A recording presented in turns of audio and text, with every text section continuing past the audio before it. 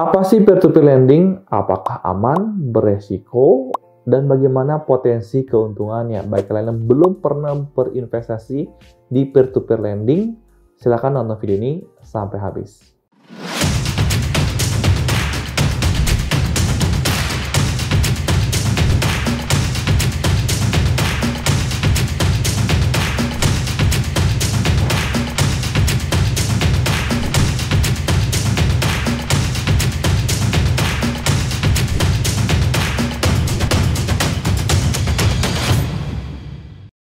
Peer-to-peer lending itu apa sih? Peer-to-peer lending itu adalah sebuah layanan jasa di mana ada orang yang membutuhkan uang, tapi kalau dia minjem lewat bank mungkin lama, birokrasinya agak ribet gitu ya. Dan juga ada investor yang punya uang tapi ingin meminjamkan ke mereka yang membutuhkan. Nah, perantara ini disebut adalah peer-to-peer lending, dan sekarang hampir semua peer-to-peer lending itu berbentuk aplikasi. Nah, di video ini saya akan menyebutkan sebagai peminjam ini sebagai adalah lender, sedangkan sebagai orang yang meminjam itu adalah sebagai borrower.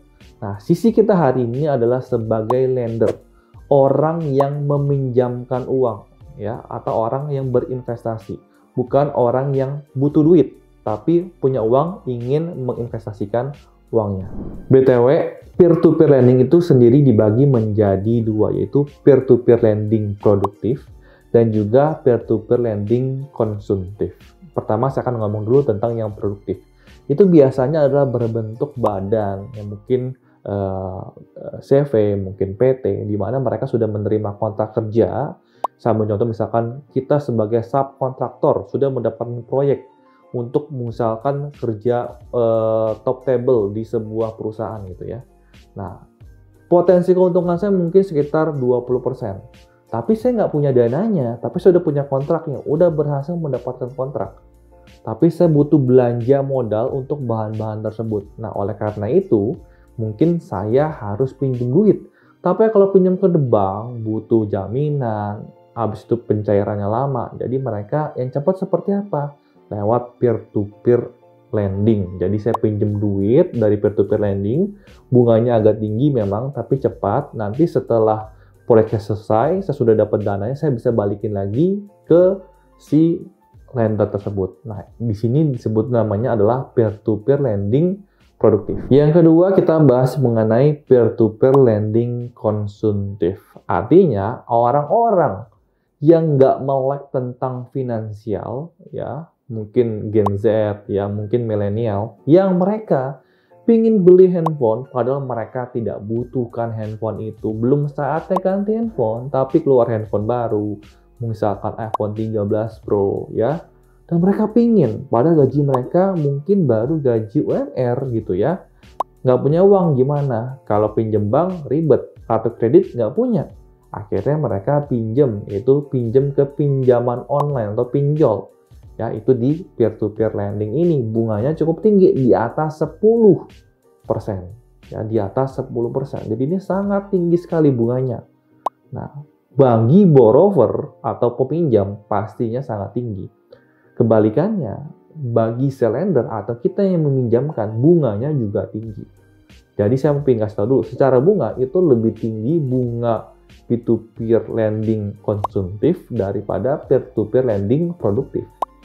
Nah, lalu bagusan yang mana? Dari segi kita investor atau lender, tentu peer-to-peer lending konsumtif ini jauh lebih menguntungkan daripada peer-to-peer lending produktif. Tapi seiring dengan keuntungan yang kita terima lebih besar, resiko yang kita tanggung juga semakin besar. Kenapa? Karena di peer-to-peer lending konsumtif ini itu adalah individual. Mungkin mereka cuma pendapatan mereka berasal daripada gaji mereka.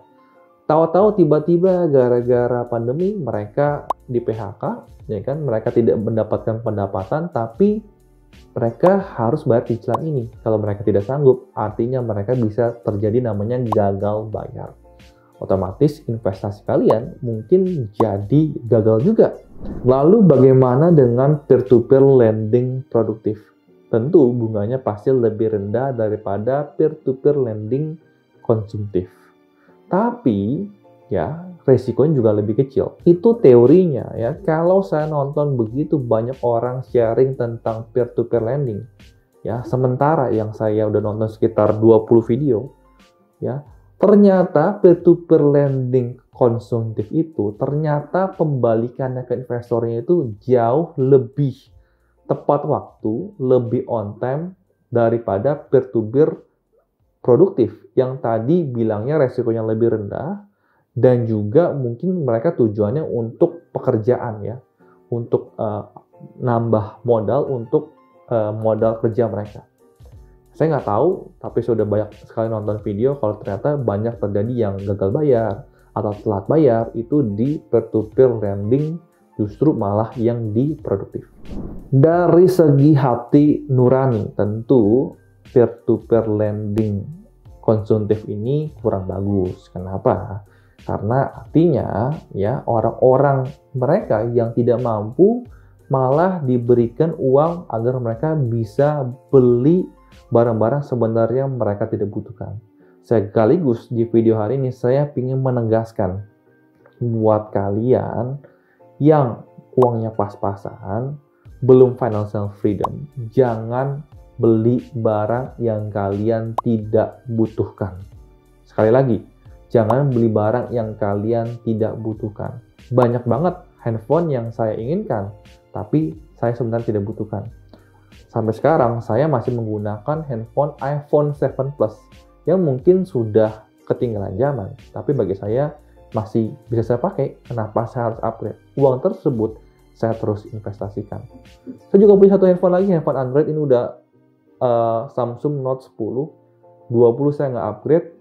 Dan terakhir keluar yang flip, saya juga nggak upgrade. Ya, ini udah sekitar 2 tahunan. Bagi saya masih bisa gunakan S Pen-nya, masih bisa buat saya kerja. Saya nggak beli. Bagi saya, menurut saya belum butuh. Tapi, saya ingin mengingatkan kalian, ya. Apabila kalian nonton video ini cocoknya untuk berinvestasi. Ya, seorang lender, bukan seorang borrower. Kalau kalian seorang borrower, video ini salah buat kalian. Ya, video ini khusus buat lender, buat orang yang ingin berinvestasi, bukan orang yang ingin membutuhkan uang lalu pinjam di peer-to-peer lending. Saya sangat tidak menyarankan kalian pinjam uang ke peer-to-peer lending karena bunganya sangat tinggi. Dan sekian video kita hari ini. Mudah-mudahan video ini bisa bermanfaat buat kalian dan supaya kalian tahu peer-to-peer lending itu seperti apa. Lebih gampangnya lagi, next video saya akan mereview sebuah aplikasi yang saya sudah gunakan sekitar 1 bulan dan saya sendiri sudah mendapat bunganya 434.000. Apakah aplikasinya? Bagaimana cara berinvestasinya? Saya akan bahas di next video. Sampai ketemu di video berikutnya. Salam cuan dan bye-bye.